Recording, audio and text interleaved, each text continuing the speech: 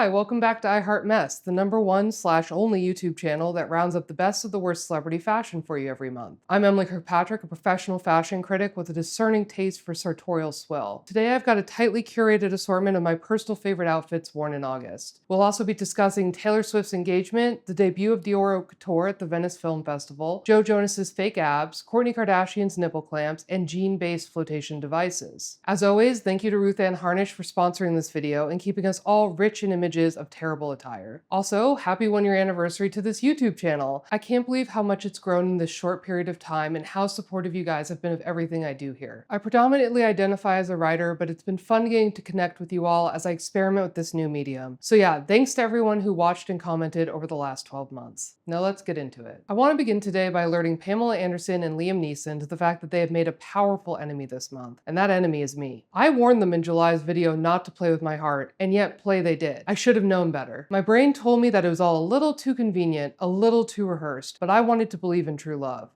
And now, my dreams have been dashed. How dare you, Pam and Liam? And of course, as soon as I told you all last month that Kim is a fool for not modeling her own Skims face shapewear, she goes and does it poorly. Again, this whole photo shoot should have happened before the launch of her skull Spanx. At this point, we know it's pure advertorial and all intrigue is gone. There's no mystery, just marketing. Also, a perfect opportunity to stage paparazzi photos squandered, as well as a flubbed opportunity to follow in Kris, Kylie, and Khloe's footsteps and turn this whole trip to South Korea into a performative transparency PR stunt by owning up to some of the tweaks and tightenings she got done in the plastic surgery capital of the world. Instead, we just got a bunch of vague skincare selfies. But of everything going on here, I thought the most troubling aspect of this whole Instagram carousel was what didn't make headlines, and that was this pair of Saint Laurent tights pulled up over her bare bosom. The press's radio silence in response to this image just feels like further proof we are culturally light years removed from the nothing to wear LOL Paris bathroom selfie heard around the world. The nudity gimmick seems to have finally run its course. After all, we've got ladies flashing full labia out there at this point, and most savvy fashion outrage baiters have already moved on to better bait. Yet Kim still doesn't seem to understand how to properly adapt to the new nudity Overton window she helped create. A pretty big red flag for her particular brand of fame, if you ask me. But honestly, Kim has bigger fish to fry right now, like this outfit she wore to her friend's birthday party. Why is any of this happening? Why are these thigh-high sandals velcroed around her legs like a post-surgery knee brace? And where were these knee braces when she was plugging that Hannibal Lecter mask? When I posted these on Substack, someone called them the Hervé Leger bandage dress of shoes, and I've never heard a bon mot more perfectly articulated by someone who wasn't me. Speaking of that family and failed PR stunts, this month the brand ERL attempted to stoke the public's enthusiasm for their mega platform flip-flops by seeding them on Kylie Jenner and Amelia Gray's social media accounts. However, looking at these ads, you'll immediately notice that both chose to model these shoes in exactly the same way, which I think entirely misses the point of wearing something like this to begin with. And so to both of those ladies I say, go for a walk, you cowards. Take these bad boys out for a spin and show us the results. I feel like what's fun about a stupidly lifted shoe like this is not simply standing atop them like a stepladder, but successfully and effortlessly navigating the world in a truly impossible piece of footwear. Much like Kim's face girdle, this is likewise finally a legitimately great reason for Kylie to call the paparazzi on herself, and it's being wasted. Where is Julia Fox in those D-squared ice skate heels when you need her? I've already discussed the Anna Delvey Bunnygate drama at length on my podcast, The Review of Mess, so I'm not going to get into all the ins and outs of that very weird, very Trumpian drama involving some pet rabbits that a 19-year-old hairdresser on Delvey's photo shoot abandoned in Prospect Park. However, there is just one aspect of this saga that I have not seen anyone else talk about, but is a mystery that absolutely plagues me, to the point that I must now bring it to all of you in order to hopefully crowdsource some answers. After the rabbits were found by Instagram user Vegan Chow, she shared the story on social media and people started to make the connection that these were the same rabbits that were used on Delvey's shoot. Delvey then jumped in Vegan Chow's DMs, threatening legal action against her for harassment and libel. Unfortunately for the faux heiress, it is neither harassment nor libel if your hairstylist actually did dump those bunnies. Anyway, Vegan Chow shared a screenshot of Delvey's messages to her on her Instagram stories, which revealed that part of the message she sent is written in Egyptian hieroglyphics, and I need someone to translate this immediately. Why do I feel like there's a secret threat hidden in there? It reminds me of when I was a kid and we would type notes to each other using wingdings in class so the teacher couldn't read them. I need someone to crack this code immediately. Now, given our previous discussions on this channel, I just had to share this image of Justin Bieber with you all, as he really is inching closer every day to wearing those Dior Delft shorts, and I need his stylist to just secure him a pair already.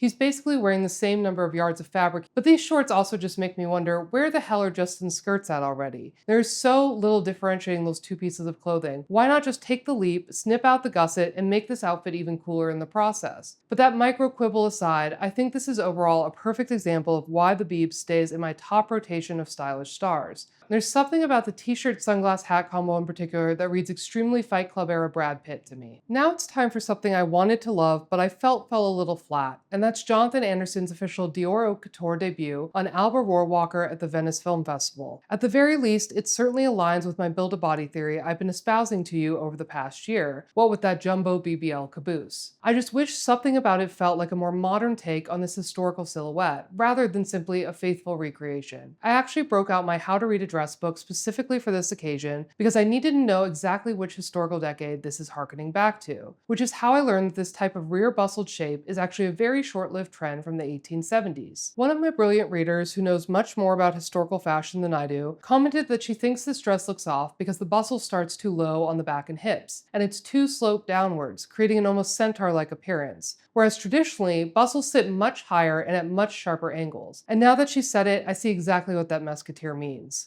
Aesthetics aside, as I am highly suspicious of any century-plus-old gown reference being made in modern times, especially given Christian Dior's own penchant for upholstering women in Victorian garb in order to drag them out of the factories and back into the domestic sphere, I had to Google what else was happening circa 1870. For starters, I learned it was the end of Reconstruction and the beginning of the Gilded Age, with all the extreme wealth inequality that entailed, something obviously resonant with today's multi-billionaire ruling class. It was also a time of great technological progress, with the invention of the telephone and the light bulb. And I was charmed to learn it was a time when the women's suffrage movement was beginning to take off in earnest, with the founding of the National Women's Suffrage Association and American Women's Suffrage Association in 1869. Something else cool about this type of bustle in particular is, according to How to Read a Dress, the absurdity of it fueled the burgeoning rational dress movement of the time, which advocated for natural fabrics, simpler craftsmanship, and clothes that followed the natural lines of the body. So it seems that, much as we discussed with the Delft shorts, Anderson is finding interesting ways to stay true to the Dior blueprint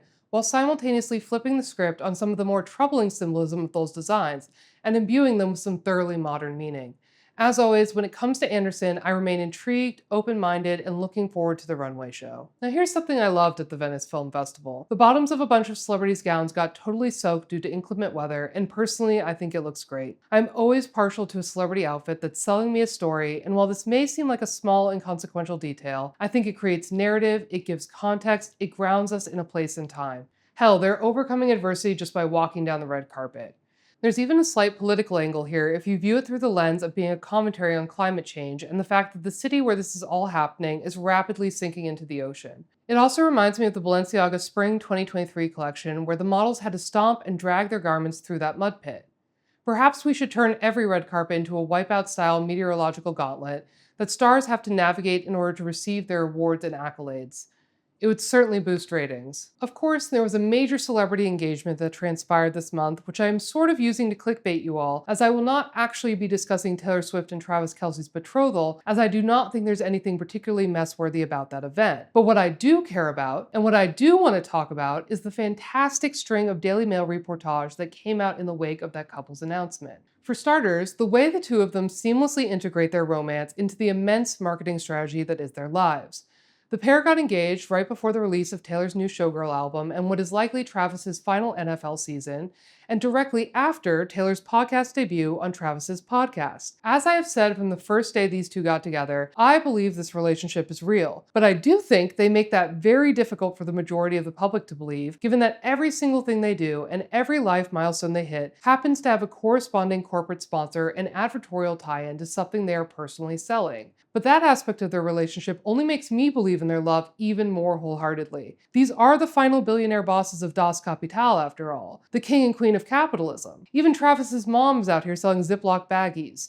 This family has never met a brand integration they didn't love. Secondly, the Daily Mail revelation that Travis is supposedly a groomzilla with a Pinterest board full of wedding ideas delights me to no end.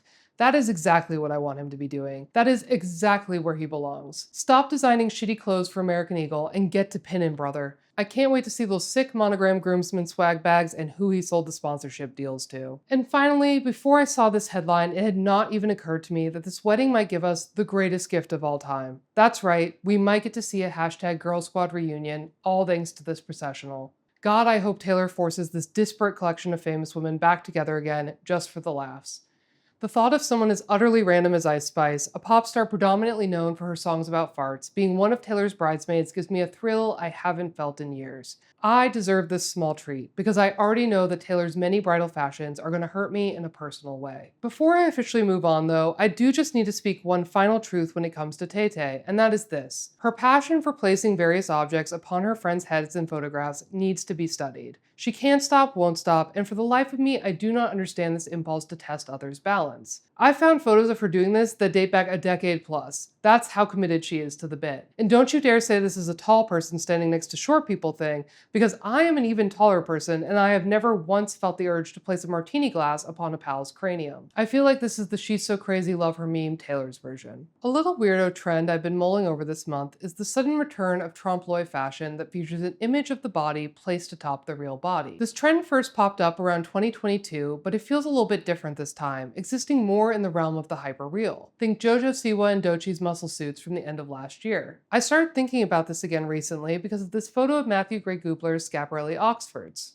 I know this shoe is nothing new, but there's something about this particular pair that just struck me differently. It almost looks like he legitimately has baby feet, a la that Kristen Wiig SNL character Dunice. To his credit though, much as LeBron did the other month, Matthew is likewise demonstrating another way for men to tastefully get their tootsies out while saving something to put behind the OnlyFans foot fetish paywall down the road. Following that photo sighting, for some reason, Joe Jonas wore this mock turtleneck tank top, photo printed with a muscular physique that bears a striking resemblance to his own, and in fact, might just be his own, which would only make this top all the better. Because I absolutely love the idea of using your body as a billboard to promote your own naked body while remaining completely covered up. You are simultaneously giving the people exactly what they want while completely withholding it. And I think there's an incredible tension and power inherent in that sort of contradiction being contained within a single garment. I also think the more realistic we can get with this sort of body layered atop the body illusion, the better. Fashion has long been warping the physique in outlandish ways, whether that's into geometric shapes, tumorous protrusions, or Stretch Armstrong-inspired proportions. I think a logical next step would be fully embracing the realm of the hyperreal, or like mannequin parts strapped atop every appendage. We could even dabble in the realm of true body horror, like those twins who faked amputating one of their arms and transplanting it onto the other's chest.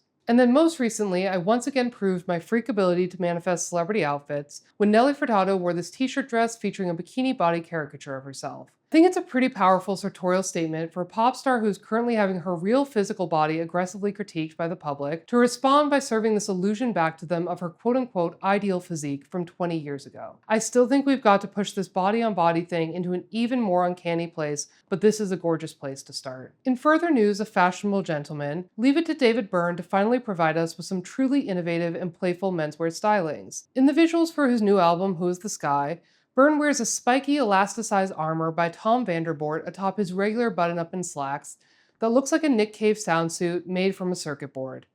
It's more kinetic sculpture than clothing, like one of those expandable sphere kid toys or a moo-moo made of Kinects. I love it, and not just because I used to have one of those expandable sphere toys as a child that I wore like an astronaut helmet in precisely this fashion. It feels like a piece of cybernetic ceremonial garb. Something else I was totally smitten with in August was Sting's tunic sweater. I actually haven't been so moved by a piece of knitwear since I don't know when. This photo was taken while Sting was having lunch with a bunch of other old super rich guys like Steven Spielberg and Bruce Springsteen, and there's just something so classically wealthy to me about this garment. For starters, the tunic length feels like the hallmark of a true sophisticate. And then don't even get me started on the palpable quality of this material, the delicate fineness of this weave, and the effortless slouch of it all. The best way I can explain what's going on here is that it feels like something an Olsen twin would wear on a 110-degree day. And if you thought Bieber was bringing a young Brad vibe to the function, just get a load of Jeremy Irons this month.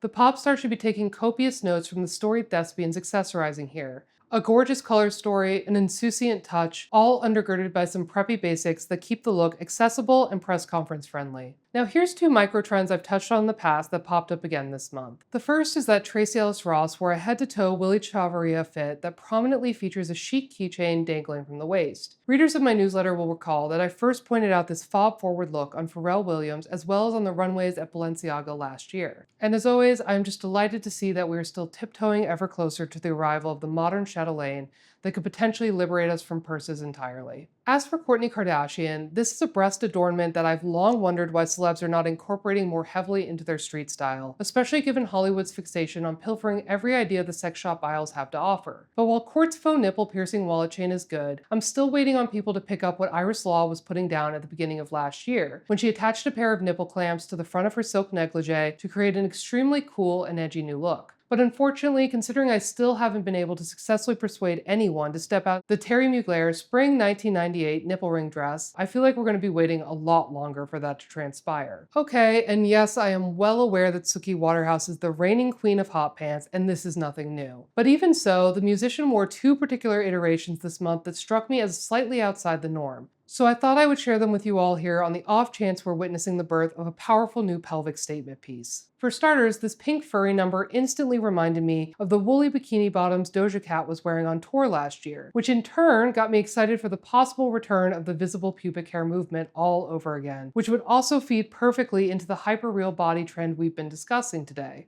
As I wrote about in the cut last spring, we came so close to Merkins hitting the mainstream thanks to the Margiela Spring 2024 artisanal collection. Perhaps a fuller, hairier brief is how we finally make that happen. And as for the bedazzled honeycomb set Suki wore, I wish they fit her a little bit better, but I do love the concept of a rock-hard exoskeleton of a granny panty. It's like a chastity belt crossed with a chain link fence designed by Swarovski. And as I've always said, I love any garment that can double as a weapon in a pinch. One of my top ensembles of the month came to me out of left field in the form of this Dobell tequila ad. In the promo, US Open champion Aryna Sabalenka wears a pair of pants featuring a soft, padded denim peplum. I will never cease to be amazed by the way the hip-extending pannier trend has trickled down to the masses, to the point that it's now even infiltrated the most casual of garments. Phenomenal stuff. These pants are like a more practical version of those double-wide, crumb-catching Ksenia Snyder jeans I showed you 2 months back. They're the plush dungaree version of that sensational Alaya Fall 2025 dress Rihanna just wore, or Megan Thee Stallion's Quinely dress at the Gold Gala.